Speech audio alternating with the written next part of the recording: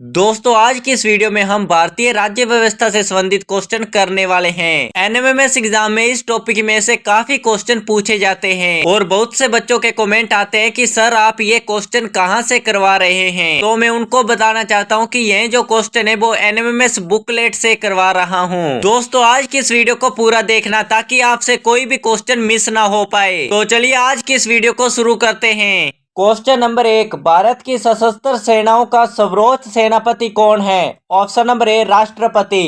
Question number 2, राष्ट्रपति के निर्वाचन से संबंधित विवादों का विनिश्चय कौन करता है? ऑप्शन नंबर बी उच्चतम न्यायालय।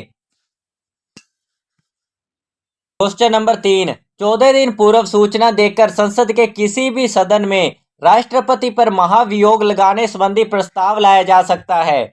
इस प्रस्ताव को लाने के लिए उस सदन के कितने सदस्यों का समर्थन आवश्यक है? Option number A 1/4। Question number 4, राष्ट्रपति के पद की आकस्मिक रिक्ति के बाद अधिकतम कितने समय तक नया निर्वाचन हो जाना चाहिए? ऑप्शन नंबर बी 6 माह तक।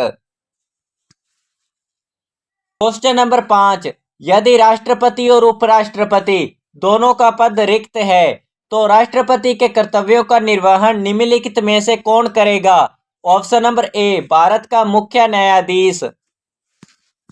क्वेश्चन नंबर 6, निम्नलिखित में से किस राष्ट्रपति का चुनाव आम सहमति से हुआ था? ऑप्शन नंबर 1 नीलम संजीव रेड्डी। क्वेश्चन नंबर 7, राष्ट्रपति की अनुमति हेतु भेजे गए किसी विधेयक पर राष्ट्रपति कब तक अपनी अनुमति देने के लिए बाध्य है? ऑप्शन नंबर स संविधान ने कोई समय सीमा निश्चित नहीं की है। क्वेश्चन नंबर 8, निम्नलिखित में से किसकी नियुक्ति राष्ट्रपति नहीं कर सकता? ऑप्शन नंबर ए राज्य लोकसभा आयोग के अध्यक्ष। क्वेश्चन नंबर 9, किन व्यक्तियों की मृत्यु राष्ट्रपति के पद रहते हुए हुई? Option number B doctor Zakir Hussain, Fakhruddin Ali Ahmed. इन दोनों की मृत्यु तब हुई थी जब ये राष्ट्रपति के पद पर थे। क्वेश्चन नंबर 10, कुल वेद मतों का कितना भाग न मिलने पर राष्ट्रपति की जमानत जब्त हो जाती है? ऑप्शन नंबर दे 1/6 भाग। क्वेश्चन नंबर 11, राष्ट्रपति के त्याग पत्र की सूचना उपराष्ट्रपति किसे देता है? ऑप्शन नंबर बी लोकसभा के अध्यक्ष को। क्वेश्चन नंबर 12, निम्नलिखित में से कौन सा भारत के राष्ट्रपति के निर्वाचक गण का 2 भाग है परंतु उसके महाभियोग अधिकरण का भाग नहीं है? ऑप्शन नंबर द राज्यों की विधानसभाएं। क्वेश्चन नंबर 13, मंत्रिपरिषद सामूहिक रूप से किसके प्रति उत्तरदायी होती है? ऑप्शन नंबर ए लोकसभा के।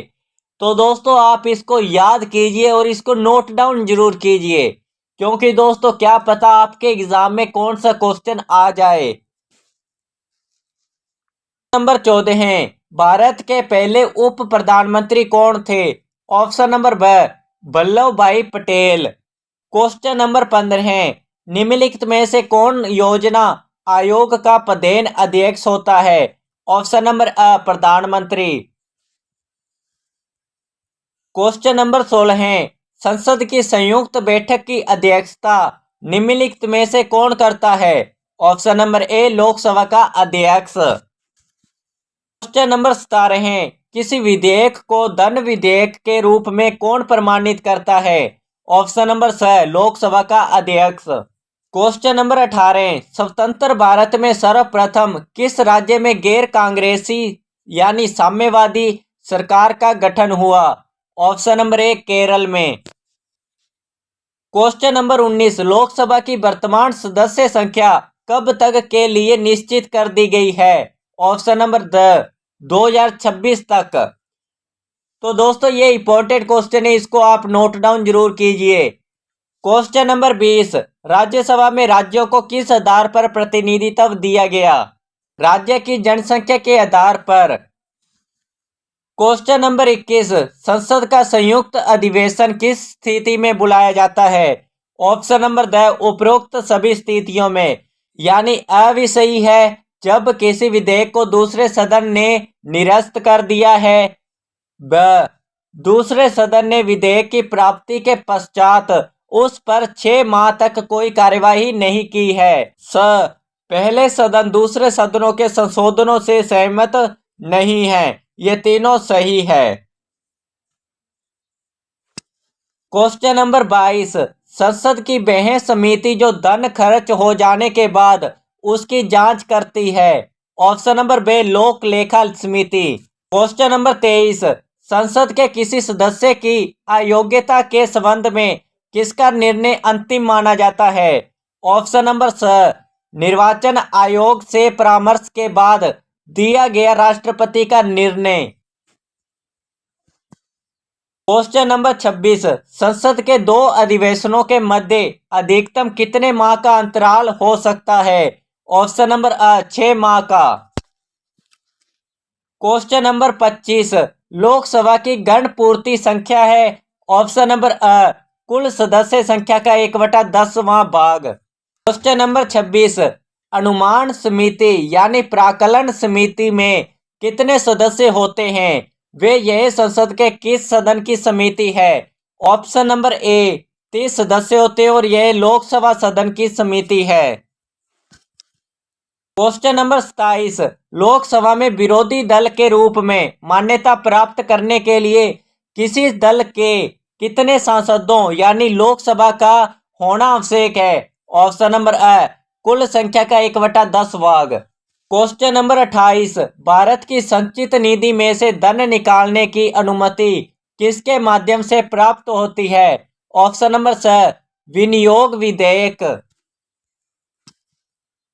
क्वेश्चन नंबर 29, धन विधेयक को संसद के किस सदन में प्रस्तुत किया जा सकता है। ऑप्शन नंबर ब, लोकसभा में।